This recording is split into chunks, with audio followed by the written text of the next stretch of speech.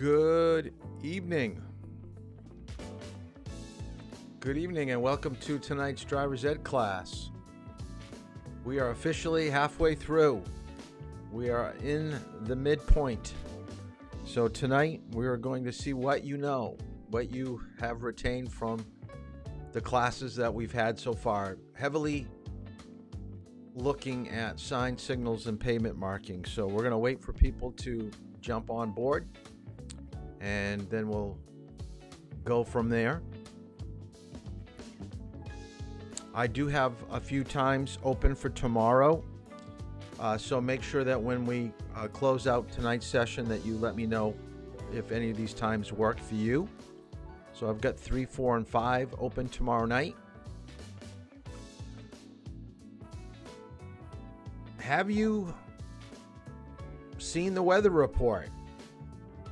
Cold weather is approaching and snow is on the horizon. So late Thursday night into Friday, at least by the latest news reports, we're going to have some wet snow.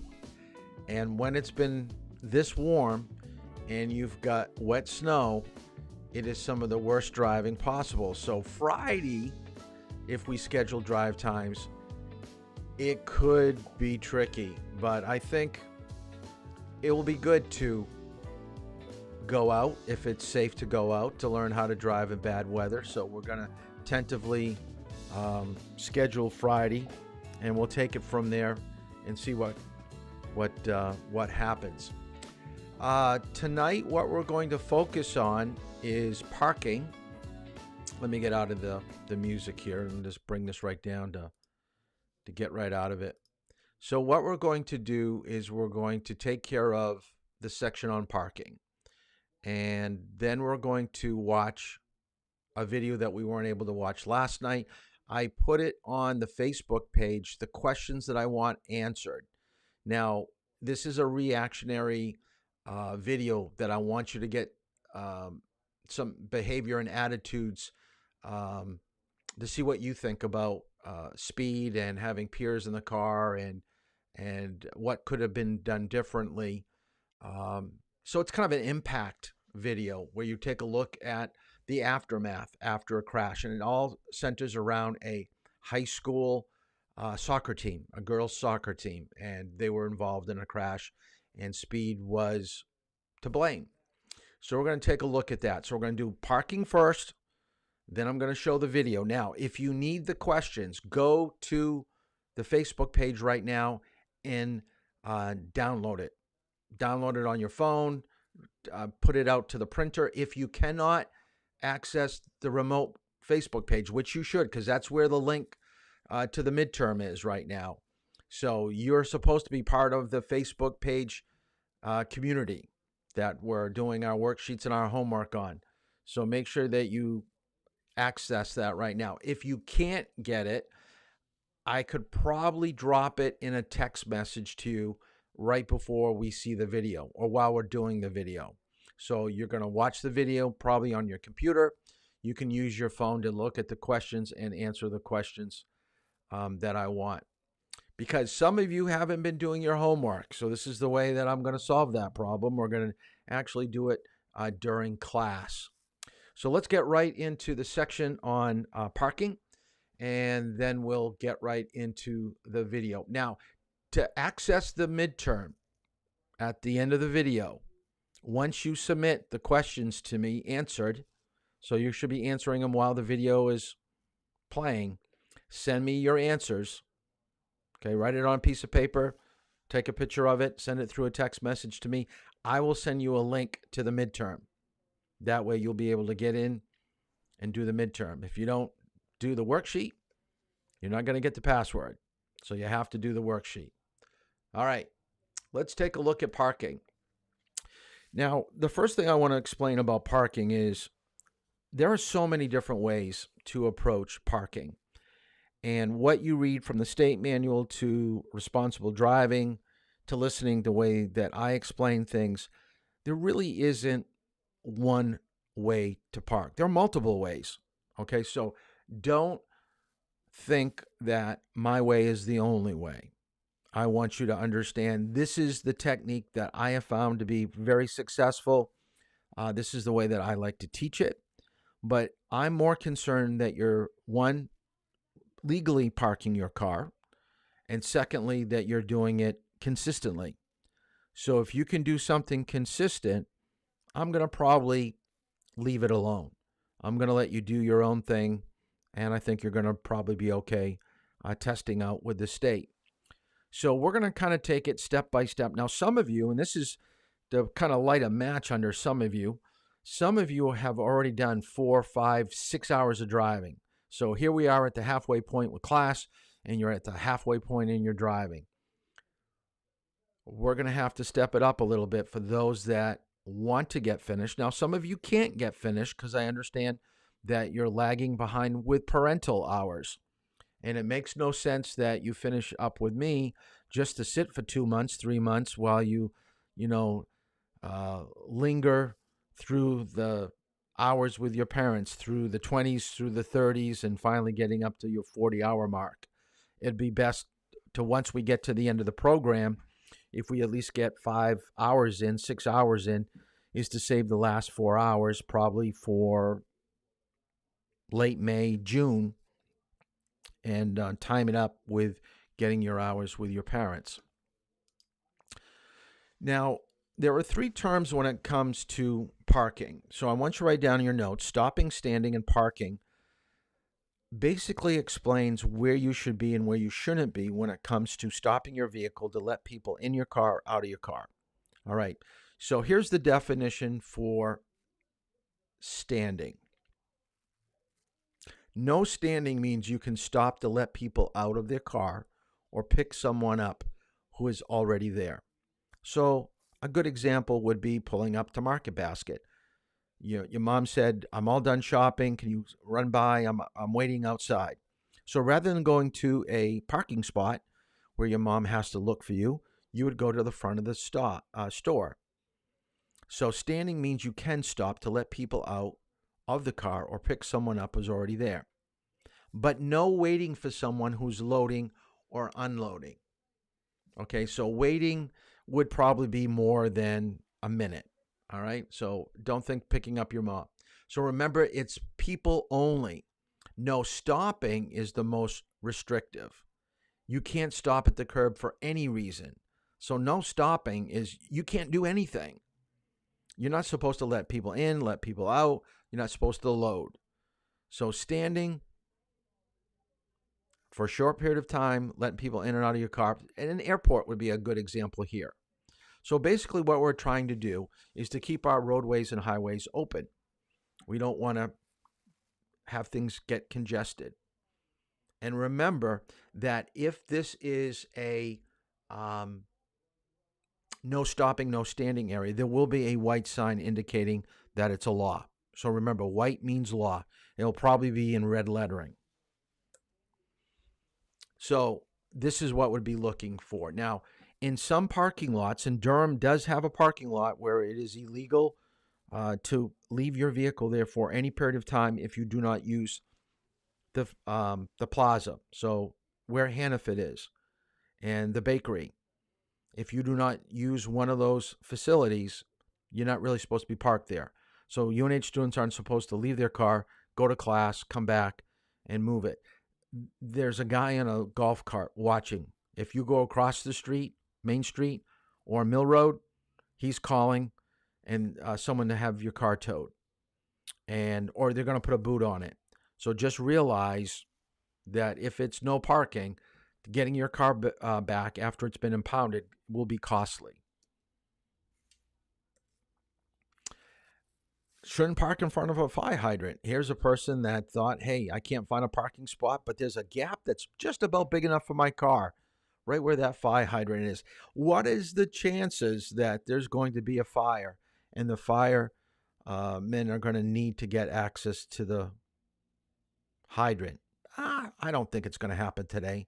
They're not going to use it. Well, guess what? They did that day. And by breaking out your back window, they do not have to pay for it. This is your problem. You parked where you were not supposed to be. They cannot put the hose underneath the car, over the car. There's going to be too much pressure, too much of a kink. They've got to try to keep it as level as possible. And you can see the people on the side of the road getting a good laugh of the person that thought it was okay to use that parking space. Now, a lot of people ask me, how close can you park to another car? Legally, as long as you're in a parking spot, you could be on the line or near the line. You can park as close as you want to, but you're not going to be able to get out, and they're not going to be able to get in or out. Now, this is an example of two people that work together. So they did this on purpose. They wanted to get some extra space, I think maybe even to squeeze in another car. And this is actually a video. I just don't have access to it right now. But during the video, they kind of pushed the cars together. So you can see, there's about an inch and a half between them. And notice on one of the cars, they even had to turn in the side mirror. So in your notes, I want you to write down, these are things when you go for your driver's exam that they would be looking for. When they have you park, if there's a curb around, you should be at least a foot away. Anything more than a foot, they're going to mark you off being too far away. You got to be tucked in your spot, especially like with parallel parking, and we're going to see that in a moment. Avoid traffic. So that means when you open up your door. Secure the vehicle. That means locking it. Maybe turning your wheels depending on if you're going up a hill or down a hill, or if there's no curb, and that was in your manual for your reading. So uphill with a curb, you're turning to the left. Downhill with a curb, you're turning to the right. And uphill with no curb, you're turning to the right. That way, if the car starts to move, the tires are going to jam up against the curb.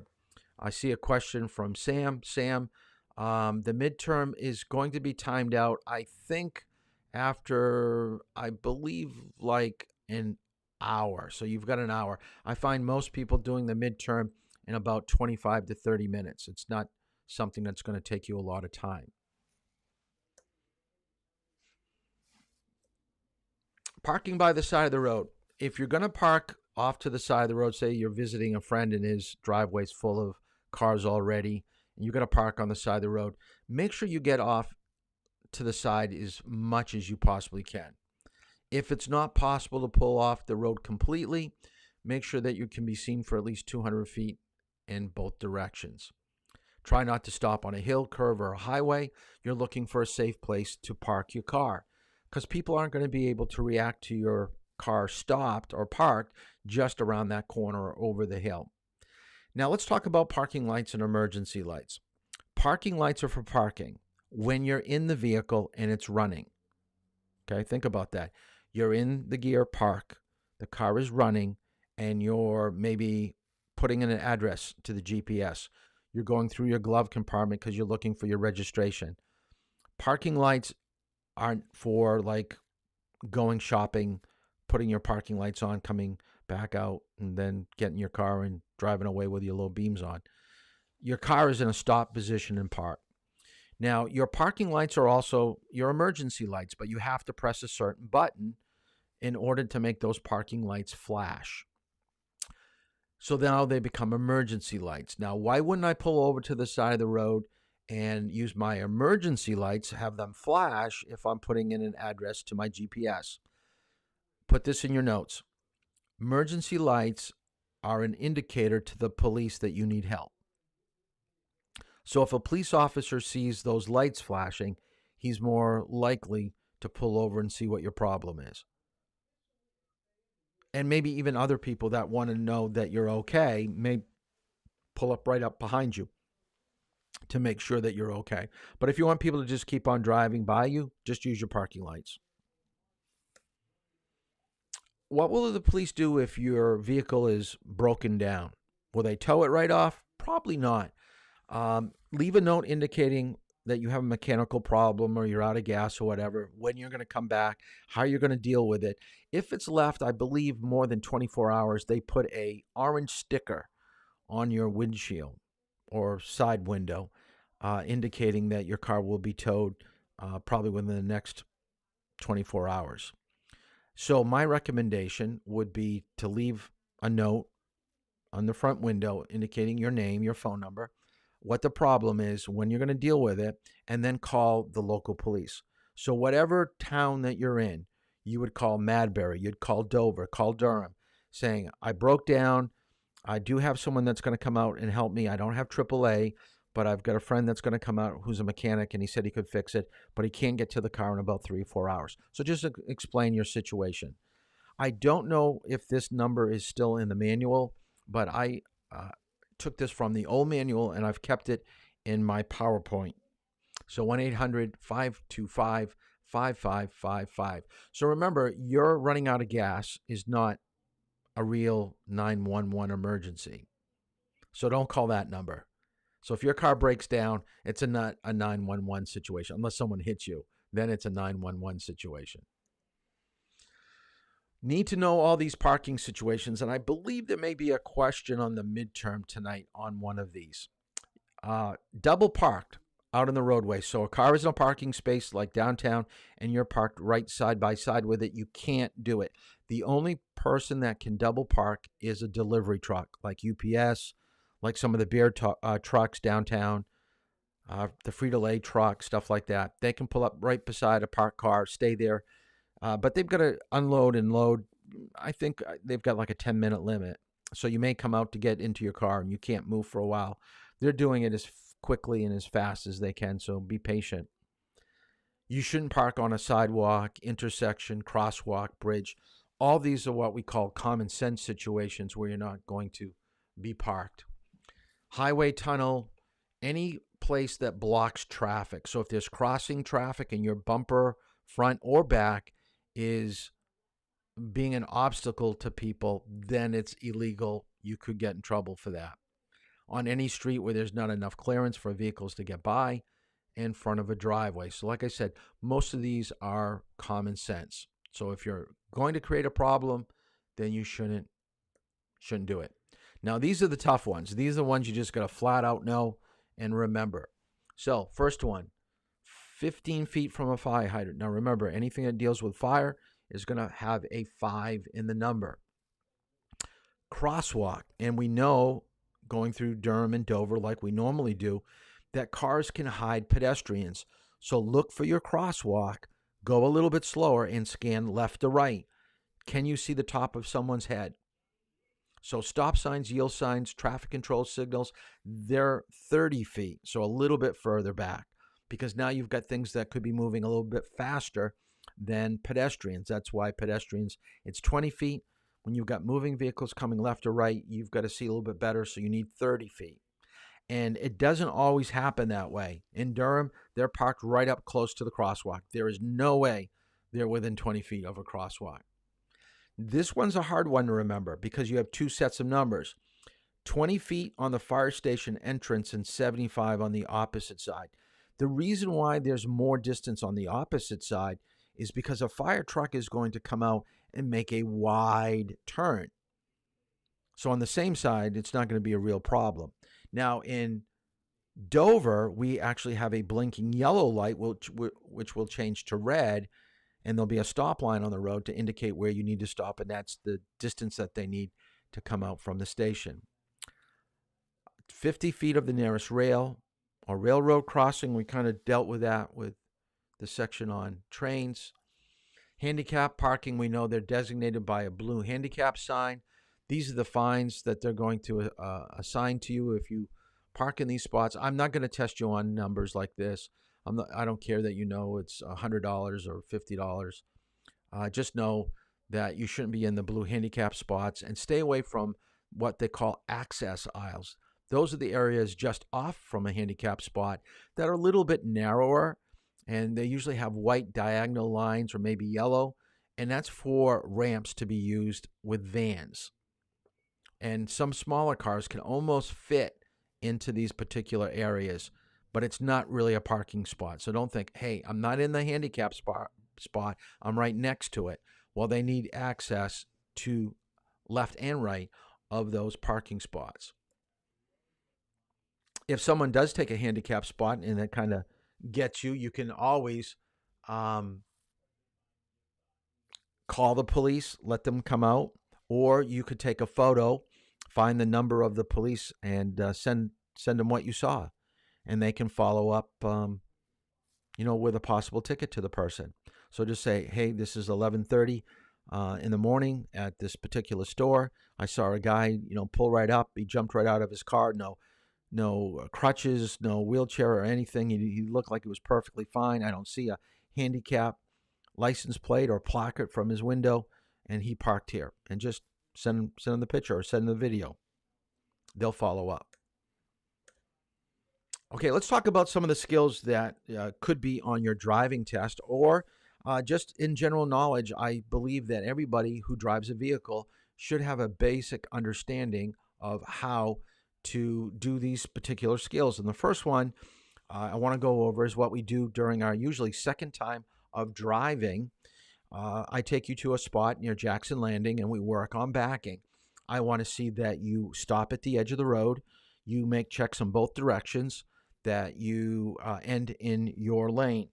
So let's go over some of the key points. If you want to write some of this down, this might be helpful for you.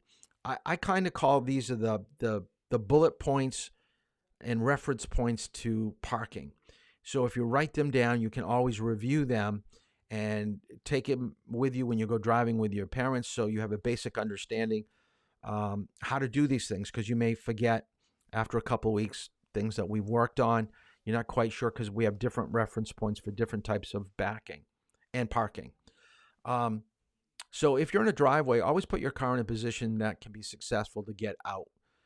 Now, here's a big one. Today was a bad day for people with knowing left and right. So when they give you the direction back to the right, they're talking about the back of your vehicle going to the right. When they ask you to back to the left, they're talking about which way they want the back end of your car to go. Now, I find it to be easy if someone gives me directions to always put my signal on. So whether I'm in drive or reverse, if someone says right or left, I put a signal on. It reinforces which way I'm turning the wheel. So if it does get to be a little bit complicated or you get a little bit nervous, take your time, put your signal on and say, okay, my back end's going to the right, my back end's going to the left.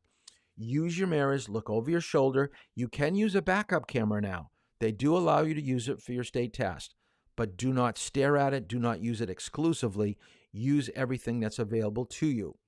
Always stop at the end, check for traffic in both directions, and always end in your lane. So let me show you a video that I did. One of the things when we had COVID last year, just about this time, it's probably about a year ago, while I was home waiting to start driving with students again, I was still teaching class, but I wasn't able to drive with everybody. I said, you know what? I think for some of these reference points, I should probably do a video. So I bought a drone, and my son was home from college, and he helped me out do a couple of these videos. I got one on backing, I have one on perpendicular, and I have one on parallel. So here's the one on backing.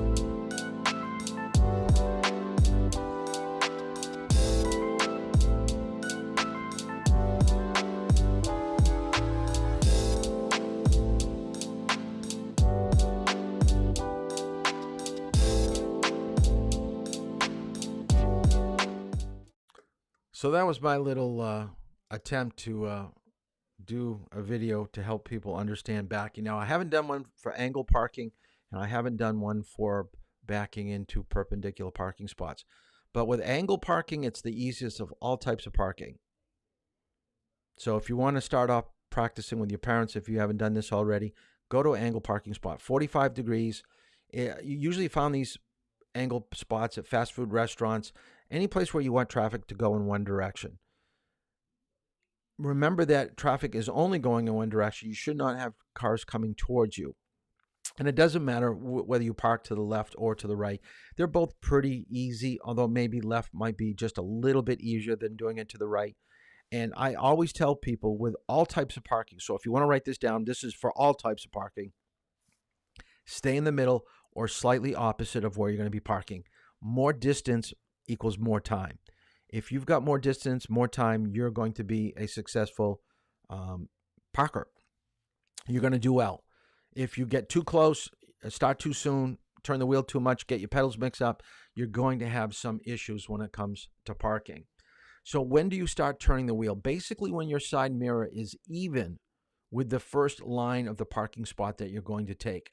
Well, how do I know that I'm at that line? Well, if you've got an empty spot between parked cars, you can see the whole parking spot. Every single inch of that parking spot is visible to you. If you're parking and you cannot see the entire spot, you're turning too soon. So you should have gone up a little bit further.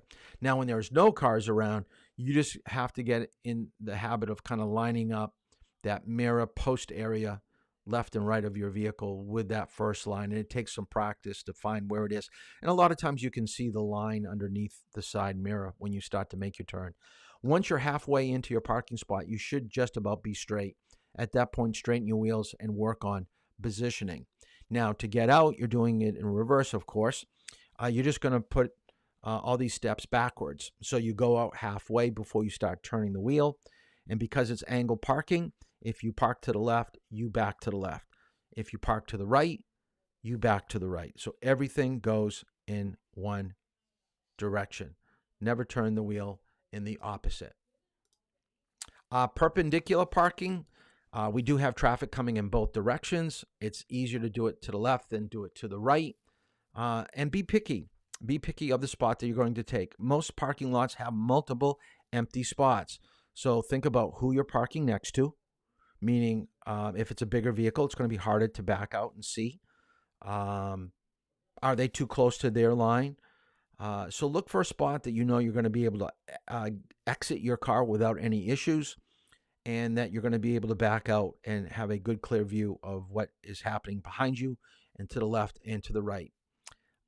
When do you start turning with perpendicular? Basically start turning your wheel when your bumper is even with the first parking line. And that means that your shoulder will be even with the line just before it.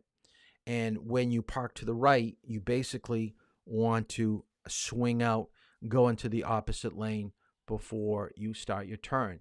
So let me show you how I teach perpendicular. We'll see just a little bit of this that I did, because it's a little bit more lengthy than I did with the backing one. Hi, I'm Kevin Toll with Peace, Love, and Safe Driving.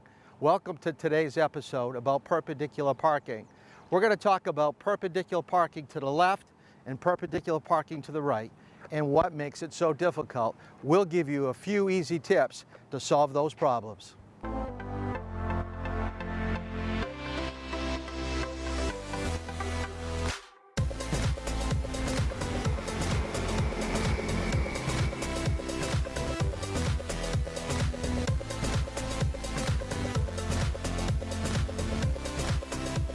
One of the problems with perpendicular parking, it's the approach.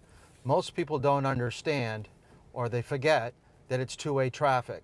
So you should always be in the correct lane as you approach. If you try to cheat to go into a parking spot early, you're bound to cut off your lines and your angles. When parking to the left, you should be as far as you possibly can at the end of the painted lines of the parking spots that are next to you. You should look out your side window and line up your side you should line up your shoulder with one of the parking lines. If you take a look out the window from the driver's seat, your shoulder will be lined up with a parking line prior to the parking spot that you're going to be taking. The front bumper is now even with the first line of the parking spot you'll be parking in. Put on your signal, lightly let go of the brake, and gradually turn the wheel to the left. You still should be able to see the left parking light underneath your side mirror as you start to approach into your parking spot. Once you are straight, straighten up your wheel and go to the end of your parking spot. As you approach into your parking spot, use the lines of the parking spot in front of you to help center yourself in your parking spot, making sure that you do not go through the end line into the parking spot in front of you. Here's a car that is going in the middle of the traveling lane, starting to turn the wheel before the front bumper gets to the first line. So you're coming at an angle. You're probably cutting off a little bit of the left line and you're turning extremely sharp to get into your parking spot. Now you're in your parking spot, you're parallel to your lines, but if there were parked cars, you would have a problem. We're approaching the same parking spot, but we're going beyond the shoulder line, beyond the bumper with the first line. Now we're going to go far over into the right side of a parking spot, backing into the left spot, and now you're in your parking spot.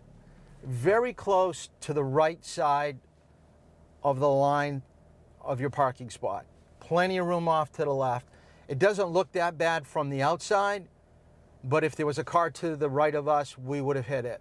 So let's just kind of go back and do each of those maneuvers and set up cones with a piece of wood and see if we would have hit cars. Okay, what we've done is we've set up some safety cones with a thin piece of wood to simulate where a side of a vehicle would be. We're basically about a foot off the line on either side. One of the problems with a vehicle, it does give you a reference as you pull in. Now we're going to lose these cones as we go into our parking spot, and that's very common for a new driver. They lose sight of what is to the left or the right of the vehicle because they're focused so much onto the front part of the car. So let's get in the car and take a look at not having good angles coming into your parking spot. I'm approaching from the middle of the traveling lane. I'm going to start my turn a little bit early. This is a common problem for most people. They try to get in at the very top of the white line, and then they find that they're going to hit the car to the right, so they turn real sharp to the left. Now you notice that we didn't hit the cones, but we are on the line to the left of our parking spot. Never want to hit a car. Approach from the middle again. This time we're going to go a little bit beyond the shoulder line and the bumper with the first line of your parking spot. So this is going to be a late turn into a parking spot. So here we are turning very, very lately. As you see, hitting the cone, hitting the wood. It would have been a car. If you have a new driver, you don't have a safety brake where you could stop the car. You've just had your first crash. Let's talk about one of the most difficult things of perpendicular parking. Maybe not so much getting in, but a lot of people forget that they've got to get out of their parking spot. And a lot of times when you're going to be backing to the right, now you can back to the left or to the right out of a perpendicular parking spot, but here's a person that only looks to the right, doesn't look to the left, and starts turning the wheel way too early. Notice, hits the piece of wood. That would be scraping up on the side of a car. You now have another crash because you don't focus your attention to the front of the vehicle. Let's go back in and do it the right way. Okay, let's talk about how to get out of a parking spot correctly and safely. You have a choice. You can back to the left or you could back to the right out of a perpendicular parking spot, so it doesn't matter which way that you go. I prefer always backing to the left because it's going to be a wider turn. It's not going to be quite as sharp as the one to the right. But the most important thing to remember about backing out of a perpendicular parking spot is to have your rear view mirror and your side view mirrors adjusted, because even though you're focusing your attention to the right or to the left, what could be coming down the traveling lane, you got to remember there are parked cars behind you in a busy parking lot. And if they're backing out at the same time that you're backing out, and they're not looking at you and you're not looking at them, you are now on a crash course and you're going to hit each other. So my recommendation for backing out of any parking spot is to go out left, right check, go out 6 inches, stop, look again, go out a little bit further, check, check. When you see that no one's coming and you're halfway out would bring your body to the end of the painted parking lines on either side. No one's backing out of a parking spot. No traffic is coming down in either direction. You now can perform your maneuver to the left. So we're going to turn sharp to the left, and that is going to bring us way over onto the left side of the parking lot. Then we can straighten up. You may not be able to get fully straight, but at least you're not going to be hitting a car backing out of a parking spot. So that's basically a quick, or not really quick, but a very specific look at perpendicular parking. I think perpendicular parking is really the hardest type of parking to do consistently well. I know everybody's fearing parallel parking, but parallel parking really isn't that hard. And I teach it in 3 steps. We're going to see that in just a moment. But I made this, and it actually goes on for probably about another 6 or 7 minutes. And this is really geared for people that have never, ever tried it before. So when you do go out with me to drive, usually around our 5th or 6th time out driving, we're going to work on perpendicular. And I'll break this all down again for you. But I just thought by having a video, if people wanted to go back and take a look at it after driver's ed, it probably served them well to remember. Now, the other thing about any type of parking that we're doing is every car is a little bit different. What I mean is that your wheelbase, your length, your width, it's all going to be a little bit different. So you have to kind of tweak some of these reference points slightly depending on the car that you drive. So what you want to do is to go out and practice with the vehicle that you're going to be taking for your driver's test and find these reference points for you. Parallel parking, and I have a couple. Let me show you a clip of someone that's doing it really, really bad. Here's a person that's parallel parking really bad. So first of all, they started way, way too late. The other thing too is you should know if you're parking next to somebody and there's somebody in the car. Is she serious? She's giving out. You can hear them talking. They're kind of laughing. She's gonna hit the truck. Yep, she hit us. She just hit the truck. Now, you would think that she would lean out the window and say, sorry, or that she would just leave right now because it's not doable. She's waving people to go by her. She's really confused. Now, she's going to try it again. She hits us again.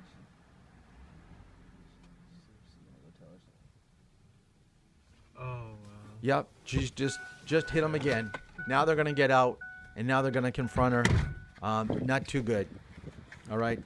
Hopefully it's not going to be a road rage type of thing. But look at that. Okay, that could leave some paint. You never, ever, ever want to do something like that. So let's kind of break down parallel parking so you have an idea of what to do.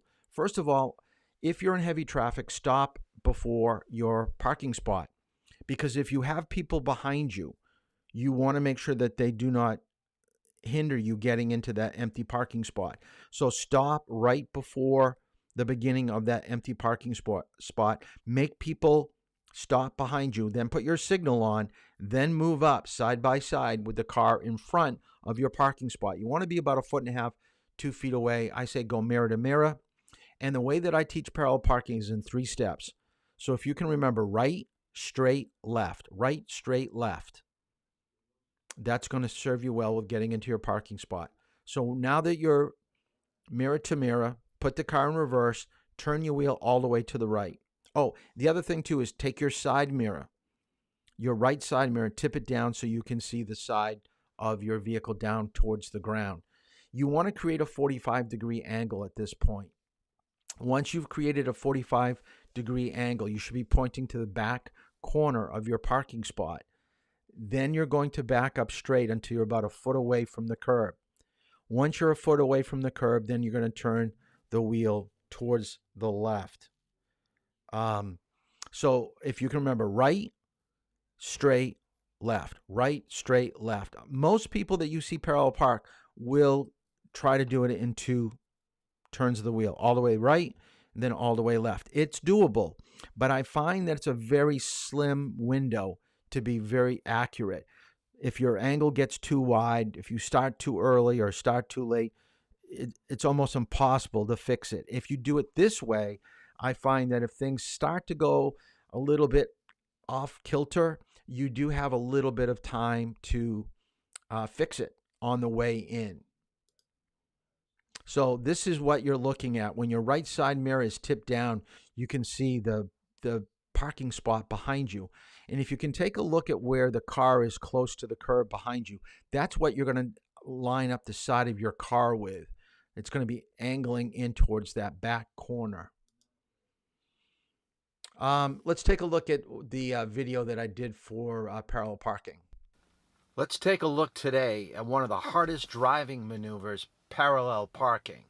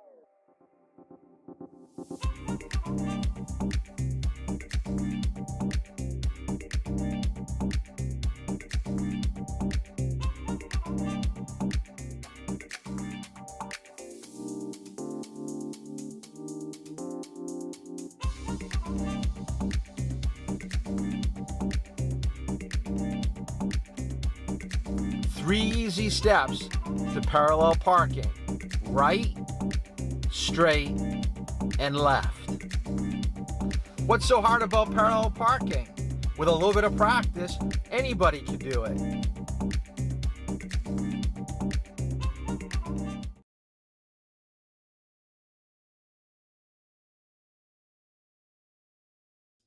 So it really isn't that difficult to do it. I've already had someone here in class do parallel parking, and actually I didn't have to explain it. He had a good grasp of what to do, and he was able to get into the parking spot almost identical to the way that I teach it.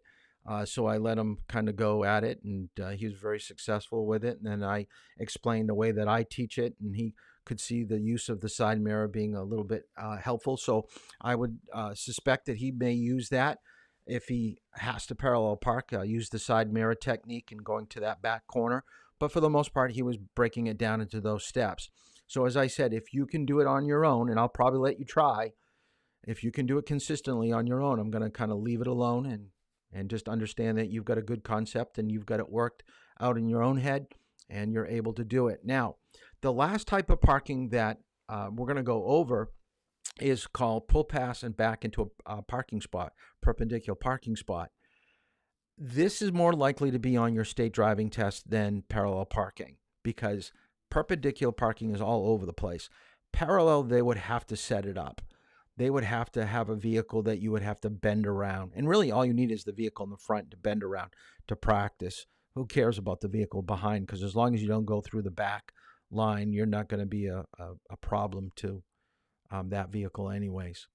So with a perpendicular parking spot that you're going to back into, let's kind of break it down so you have an idea of what to do. You want to approach the empty parking spot about 3 to 5 feet away from the end of the painted parking lines. So almost in the middle of your traveling lane. And you want to go about 3 parking spots beyond where you want to park.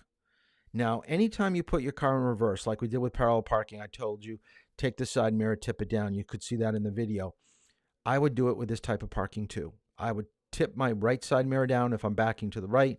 I would tip my left side mirror down if I'm doing it to the left. Use your directional right or left, depending on which way you're going to be backing.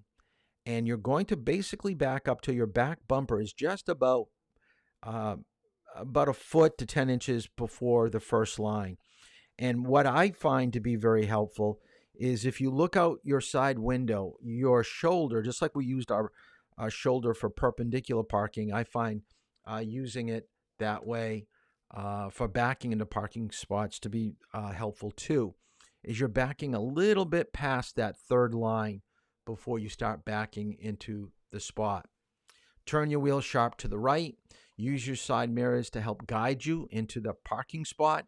Once your vehicle is parallel with the line to the right or line to the left, depending on which way you're backing, you want to stop, you want to straighten your wheels, and then back the rest of the way into your parking spot. Now, I know I should do another quick video on backing into perpendicular parking spots because sometimes if you just see the technique, it's a little bit easier to remember than to follow steps. But this is all I've got. Who knows? Maybe during April vacation, since we're not having class at night, I'll get the drone out and try to do one. But basically, this is the type of parking. I make a little star in my notes and circle backing into perpendicular parking spots is being probably the hardest thing that you'll have to do on a driving test. Angle parking perpendicular, I think you're going to do well enough that you're not going to have issues. I find most people, and this is why I save this near the end. One, it's because it's getting near the end of our drive time together, and hopefully we'll remember it. But also, it's the most challenging, and I kind of go by difficulty. So angle, then perpendicular, then parallel, and then backing into perpendicular parking spots. So I will tell you that I believe all of you will have a chance to do all of these with me. All right. There might be a few people that we may not get into perpendicular backing in, but everybody else will be doing parallel, angle, perpendicular. But practice with your car. Like I said, that's the biggest thing, is to get out there, get used to the reference points on the car that you're going to be driving. Okay, so that is the end of parking. So let's talk about the video that I'm going to show. If you do not have access to the Facebook page because you have an Android phone and you've been difficult getting the information from the Facebook page, I think I can drop a PDF or take a picture of what I want you to do and send it to you. So let me put this up here right now. If you want to write it down, here are the questions right now. Okay, how many people were involved in the crash? Was everyone wearing a seatbelt? If not, how many were not? Was going fast intentional? If so, what was the reason? What were some of the factors other than speed that led to the crash? Did it seem like everyone was having a good time? If not, what did they do? How would you describe the parents who are speaking on camera in this video Really, just give me one word of what comes to mind and then a sentence of what you think the parents are going through. Do you think the parents, families, friends have forgiven the driver? The driver did live, by the way. Was the penalty fair? If not, what would be fair? Have you ever felt uncomfortable with someone driving fast? And what did you say to them? We kind of talked about that last night. And then lastly, explain how peer pressure can be positive and negative. All right. So I do know that this is one of the more lengthy videos that I show you. I do want this to be done. So that's why I wanted to drop it onto a Facebook page for you to look at these questions and write them down, because some of you haven't been doing the worksheets. So I want this to be completed before you take your midterm. So watch the video, answer the questions as you go along, send me your answers. Once the answers are done, go to the Facebook page to get your link to the midterm and tell me you're ready to take the midterm, and I will send you a password that you can take the midterm. All right. If you do not do the midterm, you will not take the final. You will not pass class. This is something that you have to do tonight. You have to do this. All right. So let's take a look at dangers of speed.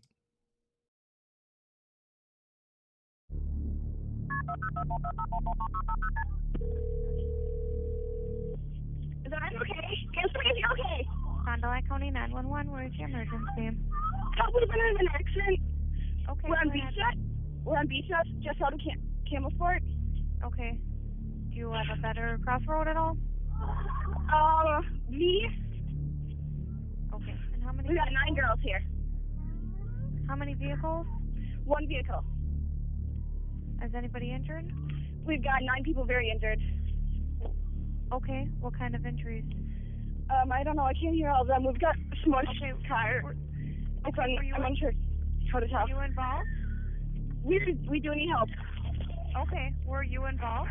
Quiet, please. Thank you. Ma'am? I was invited to a sleepover with a group of girls that were going to be on the soccer team.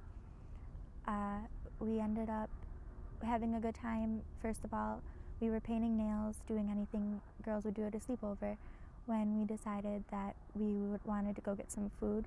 So we left the house. It was probably around midnight when we left the house. We had also had some toilet paper that we were planning on going to TP with. We ended up at Taco Bell, having a great time. Probably one of the best sleepovers I'd been to, especially since it was a new group of girls that I hadn't known. After Taco Bell, we went to a few different houses, finally chose one that we wanted to TP. TP'd out of fun. Then after TPing, it was time to go home. We were finished. We were on our way back to Katie Berg's house. I texted Katie, they were on their way home, and she said, she told me, yes, got the job done, meaning they were TPing. And then within about 15-20 minutes, but they weren't home yet, and all of a sudden we heard sirens, because we don't live too far from the fire station. And then I woke Jim up and I said, the girls are not home yet, they were on their way home, and I hear sirens. I need to try and get a hold of Katie. And I tried to get a hold of Katie, and there was no answer. And that's when we started to panic. And we went outside and we heard more and more sirens. And then we went down to the fire station, and they said there's been a horrific crash. And they were going to set up, and helicopters, Flight for Life was coming into the high school parking lot.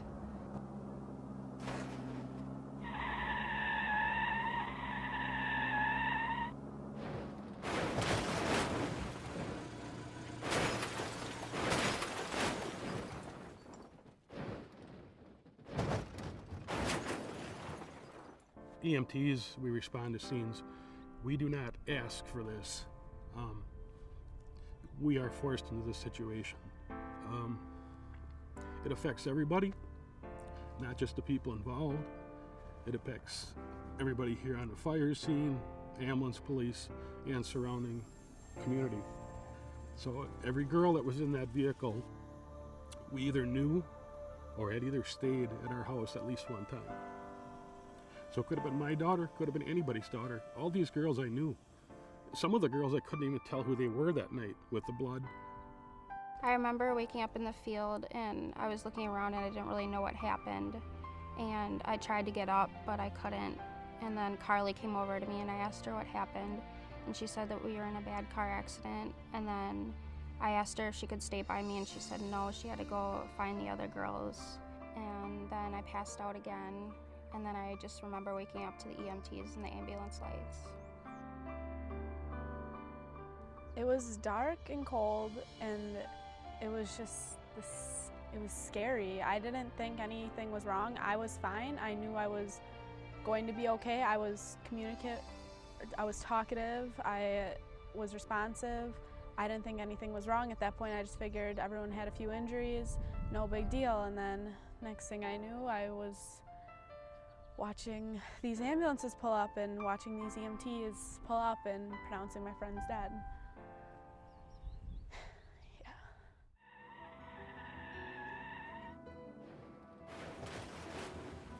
Phone rang. It was about 5:20. 5:23. Didn't have a clue what it was, who Why would were be getting a calling, call call so early. Got up, picked up the phone, and it was Mrs. Berg, Bonnie Berg, calling, and she said the girls never made it home. She was hysterical. Yeah, I had the phone, but he could hear her hysterical voice through To the receiver. that I Yeah. was holding. I mean, I was in bed. I jumped out of bed, so you're 10, 15 feet away from me, and I could hear Bonnie through the receiver. But she said, the girls never made it home. And I said, Bonnie, what do you mean the girls never made it home? They're sleeping over at your house. And then she said She's talking about sirens and choppers and she said they never made it home. They went out, they never made it home. And then she's talking about, but I don't know how many times it says, Bonnie, slow down, calm down. Bonnie, calm down. Just so I could try to piece together what she was trying to tell me. And you said, Bonnie, where do we go? And that's where she says, I don't know. I don't know where anybody is. There's kids going down to Milwaukee. There's kids getting ambulance to Fond du Lac. Well, that night, Sabrina's brother Nick took her to the gathering of the teammates. They were going to be teammates. They weren't all friends. Some of the girls, actually, that was the first night they met each other. She was excited because she was an underclassman, and the upperclassmen who were friends of her brother invited her to be part of this. So we all told her, you should go. They want you to be part of the team. Yeah, she was excited to go. I mean, she thought it'd be Right. a neat idea. And then the next morning, we got notification because our two boys, Nathan and Nicholas, they had to be at a wrestling tournament, and they had to be up at the high school at 7 o'clock. And then they started texting and calling saying, get a hold of Sabrina right away. There's been an accident with all the soccer girls. So I tried calling her phone. I didn't know who to call because nobody had notified us at that point. Actually, nobody notified us at all that morning. I had to call around. I called hospitals. They couldn't give me anything because of HIPAA. I called Mr. Scannell because I had his number, and he's the one who told me his daughter, that Caitlin, had passed. So I didn't want to call any more parents because that is not what I wanted to hear, but I didn't know who to call. At 7 o'clock that morning, I received a call from Sabrina's mom, and she knew that I was there. And she asked me if I knew anything about her daughter or how she was. My wife was also an EMT. She was here on the scene that night also. I knew she was dead. I couldn't tell her over the phone that her daughter was dead. The next day, my wife and I went there, and we apologized. We went to the Scannells. We went to all three of the girls that passed. I remember that when we were traveling down the road, speed was increasing, and then as we had started to go up the hill, we took air, and I remember landing. We were all laughing and screaming, not out of fright, but out of fun. But then the vehicle did a little bounce, and there was dead silence because we swerved right, left, right, left, and hit the ditch and missed the telephone pole. So then we were continuing through the field at a high amount of speed, and I remember the first couple rolls. Then, since I hadn't been buckled, I remember the moment that I hit my head up on top of the roof of the vehicle, and I can still recall the sound exactly of the vehicle. But after that moment of hitting my head, I blacked out, and a while after I woke up on the ground, and nothing felt real. I didn't know what was going on, really. I literally felt like I was in a nightmare. It still is a nightmare.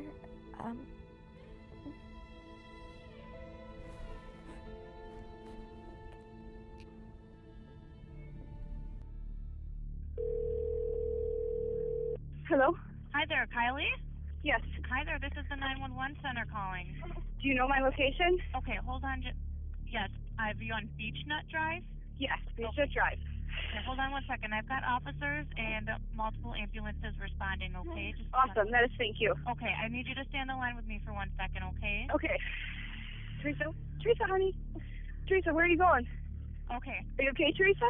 Teresa. Okay, Kylie, you said there's 9 people injured, correct? 9 or 8, I can't remember right now. I think just 8. Okay, is anybody pinned in? I don't see anyone pinned in right now. Okay. But my car is pretty smushed. Okay, is anybody unconscious? One is not responding to me. The rest of them are awake. And were you involved, or did you just come across it? I was driving. Okay. Teresa, are you okay, honey? Are you all teenagers, or? We're all teenagers, yes. I was driving too fast down the road, and I got us all into an accident. Here, I see the ambulance. I'm going to get it. As a crash reconstructionist investigating this crash, we were able to determine the following. In the distance, you'll see the far hill, and then you'll see the closest hill to us, and then behind us is a third hill. So what happens is the vehicle comes over the hill in the distance at a high rate of speed. The road then comes down to the hill, it levels off for a short distance, and then you'll crest the small hill. Now, you're coming over the small hill, again, well in excess of the speed limit. You come down into this knoll where the bike trail is, and then you'll go up the third hill. And when they crest this third hill is where the problem happens. When they come over the small hill and they start to go down, the speed at which they're traveling, it creates the weight of the vehicle is going to come off the springs. So now you're going to lose a little steering. You come down into the hollow, if you will, is the best way I can describe it, or knoll. Now the weight on the vehicle is compressed onto the springs, and so when they come up the third hill, you have that little extra kick that takes the weight off the springs. And at that point, the vehicle, when I say airborne, I don't mean that the vehicle is 5, 10 feet, 15 in the air. What it does is it becomes airborne, and what I mean by that is the tires come off the roadway. And it could be 2 inches, it could be 5 inches, it could be 6 inches. But now the tires have lost contact with the road. So now you've lost all steering. And in essence, what happens is, if it's a matter of the driver just merely inputting a little bit of steering to the left, or if it was caused because the weight of the vehicle came up, now the tires are off, and with that weight, does it just enough turn her? And when the car lands back on the tires aren't straight, they're canted a little bit to the left. So now, of course, the vehicle wants to veer to the left. So at that point, the driver then tries to correct by input steering to the right. Well, she gets it corrected, but now there's a little overcorrection. Now she's got to steer back to the left. And what happens is you get the serpentine effect. And what I mean by that is left, right, by steering back and forth. But once you lose it, you've lost it. And there's not much steering input that you're going to be able to correct it if you're going that fast. Slower speeds, you can correct it. Faster speeds, once you lose it, you've lost it. So after the vehicle is done serpentining, it now travels into the ditch. And prior to entering the field, there's a large stone. The passenger side of that vehicle strikes the stone. That in turn then causes the vehicle to pitch towards the driver's side. And at that point, it starts its roll over the 350 feet. And during that 350 feet is when occupants then are thrown from the vehicle. Well, those little hills that you have on the roads that you can go over and it makes your stomach drop, that's what we were going for. And it just, I've been over them before at way slower speeds, and they still made my stomach drop. Everything happened so fast and nobody told the driver to slow down. We all had a chance to tell them to slow down and we didn't. The fun was not worth any of this whatsoever. I broke my back in 3 spots. I lost vision in my left eye.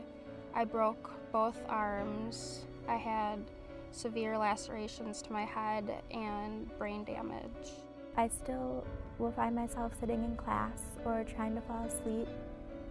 I'll wake up at 3 in the morning and I'll have flashbacks.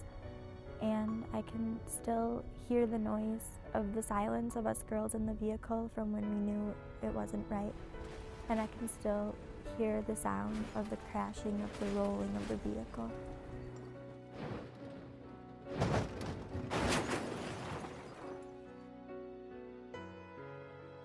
The cause of the crash was due to high speed. This was a dangerous road, and to mix the dangerous road with speed is not going to equal anything good. And because of that high speed, every second of my day, my heart aches for the rest of my life, and along with a lot of other people. And all because of one mistake of the high rate of speed. It just, forever, we have to suffer for one moment of what they thought or the driver thought was going to be a thrill, is now we have to suffer. I don't call it an accident, I call it a crash, because going at such an excessive speed and having this crash occur, that was a deliberate, conscious choice of the driver to go that fast. She put her life, the driver, in jeopardy, and she put every passenger's life in jeopardy. It's just a miracle that there are 6 survivors from that crash, because the excessive speed, and that they can all 9 walk of and them. talk to them. Yes, and that there's no, to me it's a miracle, because if you saw the vehicle, it was terribly, just every window blown out, tires gone. We saw the vehicle months later, because I had to see that vehicle and put my hand on the seat where my daughter took her last breaths. There's images in my mind from that night that will never go away. They're in there forever. It is something you cannot fathom unless you see it. As a deputy for 31 years and being involved in crash reconstruction, there seems to be a certain underlying factor in a lot of crashes, and that's speed. And if you're a passenger in a vehicle and you feel that that driver is going too fast, you need to, for your own safety, tell that driver to slow down.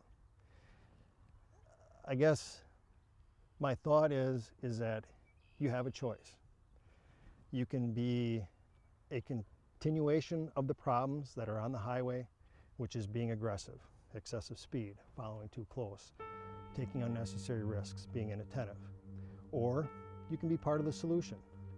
Drive the speed limit, increase that following distance, be patient, and you have a choice, which you're going to choose.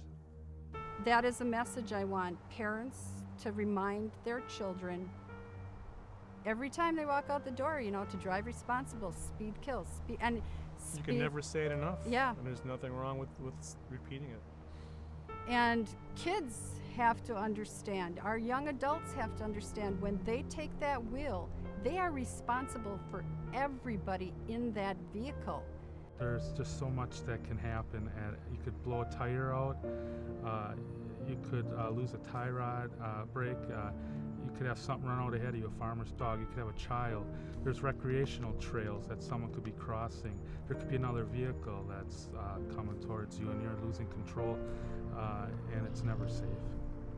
And because of it, there's 3 lives lost, and there were several injured. And these were lives. This wasn't an event that happened. This was a speed, and you can't move on that easily.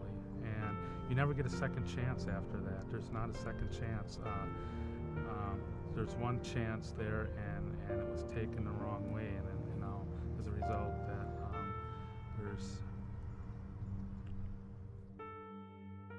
I guess we don't want anybody else to have to go through this either. It's like, I mean, things happen so fast with kids. I guess sometimes kids figure if they don't say nothing, things will be, you know, maybe they didn't realize how fast she was going, but I mean, maybe someone would have said something, she might have slowed down and all 9 girls would still be here instead of only 6. And parents, you have to let your kids know that when they start driving, they are responsible for everyone in that vehicle.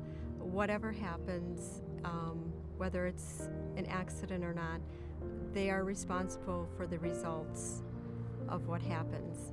Because we got 2 older sons, and we always tell them that. I mean, that's so tough because Sabrina didn't drive, so we just hope that when she was with somebody, well, that was the first time she was with older girls. Just kind of assumed every parent told their kids the same thing, you know. Because, yeah, you're responsible for their safety. And if your child feels that they're not in a safe situation, you know, tell them to call home, tell them to, you know, give you a call to come pick them up, because I'd rather see them, and I'm sure you would rather see them be in a safe vehicle than having to get in a car that they don't feel safe in. That car went 800 and some feet from the time it left the road. I think it rolled 5 times or 6 times. The speed thing is a major thing. We need to slow down. Kids need to slow down. Like I said, maybe kids should see some of these pictures of these kids that are killed rather than hiding it from them. You know, maybe if you'd see the blood, maybe if you'd see the head that was split open, maybe if you'd see some of this stuff, you guys would remember what the heck's going on. But they don't have a clue. They forget. They think they're invincible. They think that nothing's going to happen to them. I am very fortunate that I am still here, but speed does kill. Clearly, it is seen that I don't have 3 great friends of mine, and I never will have them back, and I would do anything to have them back in a heartbeat, but speed kills. If I could turn the clock back, I would in a heartbeat. Wouldn't be an option. I would do anything to have those 3 girls back here with me. Do anything to not have to go through what I do on a daily basis, and to not have seen what I saw, and I would turn the clock back if I could and say something, slow down, anything. After going through this experience, I think it's important for people to follow the speed limits because there's a reason they're there, and it's for your safety. And if you ever are going above the speed limit where you're uncomfortable or somebody else is, that you should really just tell them to stop before anything bad happens where you can't go back. Don't be scared to speak up. It doesn't make you a wimp. It doesn't make you a bad kid for saying slow down. It would have saved some lives if I would have done it. And I would give anything, like I said, to go back and say slow down, please. I love taking pictures, and my daughter Katie loved being in them, so the 2 of us together, it was a lot of fun. And this picture frame here represents all the pictures that Katie will never be in as a result of the high-speed crash. This would have been a picture of her with her friends playing soccer, and a picture of her at her junior prom, and a picture of her doing a powder puff game in school with the girls, and a picture of her graduating her senior year, and a picture of us going with her to different colleges, looking at where she's going to go, and a picture of us going to Germany to see her brother over there, vacation. there's so many pictures that are not here that would have been if it wasn't because of this speed that killed her. We were just all having fun and didn't think anything bad was going to happen.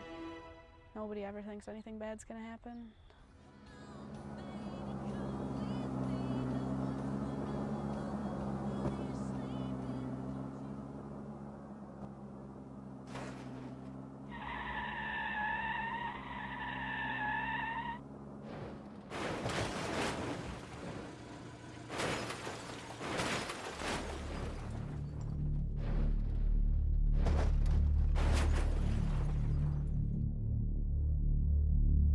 This is a difficult case. You've got the lives of 3 promising young women that are gone. You can't bring them back. It was just a horrific scene with these girls, one dead, some dying, or most very seriously injured. I really don't care a whole lot whose idea it was or whether they were egging her on to do that. I just don't give anybody a break for peer pressure. I never have. The bottom line is whether it was her idea or one of the other girls or whatever, she was driving the car. She was responsible for the safety of the other girls.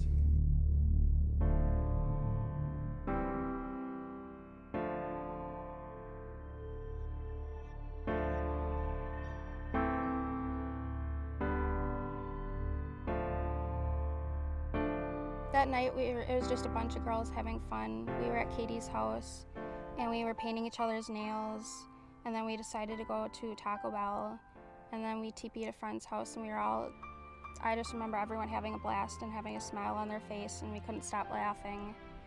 And even in the car up to the last second, I just remember hearing laughs. We're all teenagers, yes. I was driving too fast down the road and I got us all into an accident.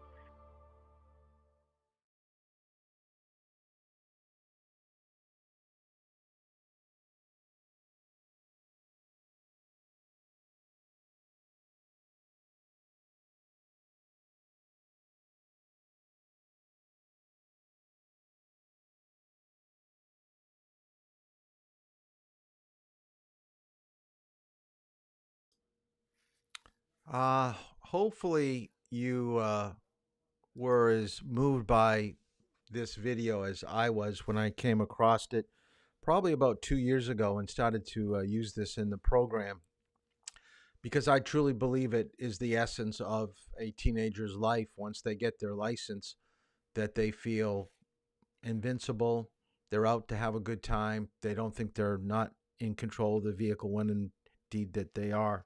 So I really want you to answer these questions and take a little bit of time. Hopefully you are doing that during the video. Once you complete the questions here, then I am going to send you, so you're going to have to text me. You're going to have to text me your answers. Whoop, I'll put that a little bit, it's getting kind of big here. So you're going to have to text me the answers that you have, and then that's when you're going to get your password to the midterm. And remember, the midterm is found on the remote Facebook page that we have, where you should be getting your assignments and your worksheets. I still need some people to drive tomorrow at 3, 4, and 5, so please text me. You can do that right now. I think I'm going to let you answer these questions and just text me. I don't need to be online here to do that. Remember, for tomorrow, we're going to be getting into driving emergencies, so make sure that you do your reading for tomorrow. We did not get to road rage this week, so we will probably get into that tomorrow at the end of driving emergencies. And then we'll talk about the last 2 weeks of class. The midterm, I believe you'll have plenty of time to do it. Like I said, most people take about 25 minutes to a half hour, so take your time. If you have any issues with the midterm, just text me. So try to do the questions on a computer and leave your phone open to text me any questions that you may have. So that is it for tonight.